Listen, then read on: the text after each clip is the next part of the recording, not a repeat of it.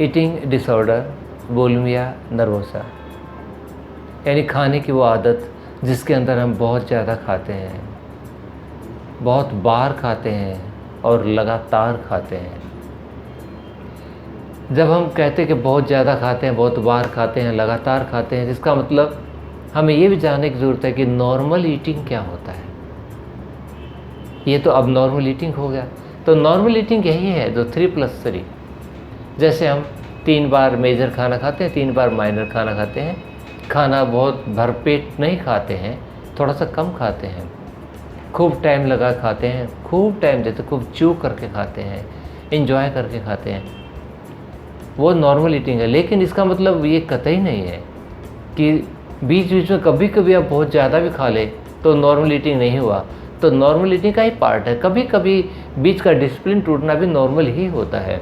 अगर एक आध बार कभी आप ज़्यादा खा लेते हैं किसी वजह से, तो उसे आप अब नॉर्मलिटी मत मानिए। अब नॉर्मलिटी जब होती है जब आप लगातार उस आदत में आ जाते हैं कि आप लगातार खाना शुरू कर देते हैं, उसे खाते रहते हैं। तो जब ये आदत हो जाती है तो इसे बुलिमिया नर्वोसा कहते हैं। आमतौर पे ये एंजाइटी के कारण होता है, इसे डिप्रेसिव ईटिंग भी कहते हैं।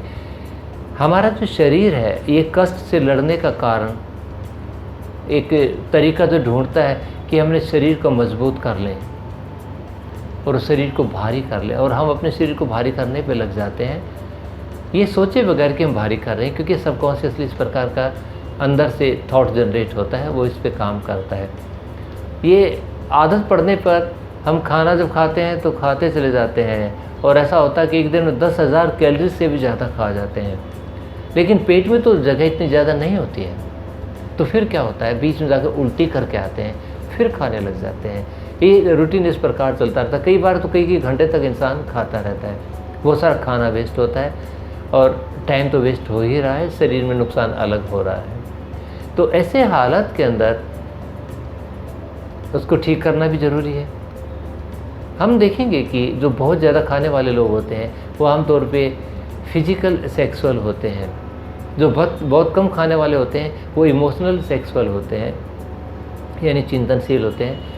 और जो ये फिजिकल सेक्सुअल होते हैं ये भावुक किस्म के इंसान होते हैं। ये अपने शरीर से बहुत प्यार करते हैं, लेकिन ये परवाह नहीं करते कि उनका फिगर क्या हो गया है, साइज़ क्या हो गया है, उस चीज़ की इतनी परवाह नहीं करते हैं। ख़ास तौर पे जब ये इशू उनके साथ लग जाता है। ये मत समझे कि ये किसी बीमारी के कारण हो रहा है, बल्कि ये एक आदत बन जाती है, वो आदत स्वीकार हो जाती है, और उस आदत के कारण वो लगातार खाना खाना वो शुरू कर देता है, और वो छोड़ता भी नहीं है। अपने शरीर से भी बहुत प्यार करता है, उसकी किसी चीज़ की परवाह भी नहीं करता है। आमतौर पे जैसे फिजिकल सेक्सुअल लोग होते हैं भावुक, ये भावुक तो होते ही हैं। अगर इनका हमने ट्रीटमेंट करना है तो ट्रीटमेंट करने के लिए हमने इनकी आदत को चेंज करना है। यानी इसमें 3 बातें हमने ध्यान में रखनी है। एक तो इनकी खाने की आदत को ठीक करना है, दूसरा उसके साथ जो एंग्जाइटी जुड़ी हुई है, जो डिप्रेसिव बिहेवियर हो गया है, उसको ठीक करना है, उसका साइकोलॉजिकल रूट उसको ठीक करनी है, उसको मतलब इलाज करना है। और तीसरी बात है उसके लाइफ के अंदर एक रूटीन ऐसा लाना है जिससे कि वो खाने की आदत भी सुधर जाए और फिजिकली भी अपना को ध्यान देना वो शुरू कर दे।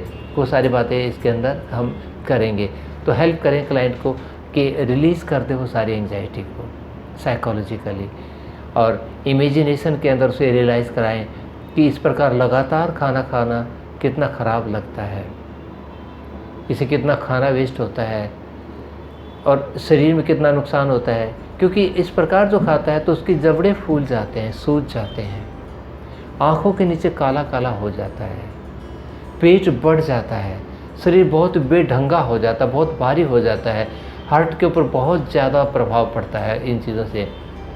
तो इसके इल इफ़ेक्ट्स सारे क्लाइंट के नॉलेज में पहले भी होते हैं, लेकिन हीलिंग करते वक्त भी हमने इसका एहसास कराना है।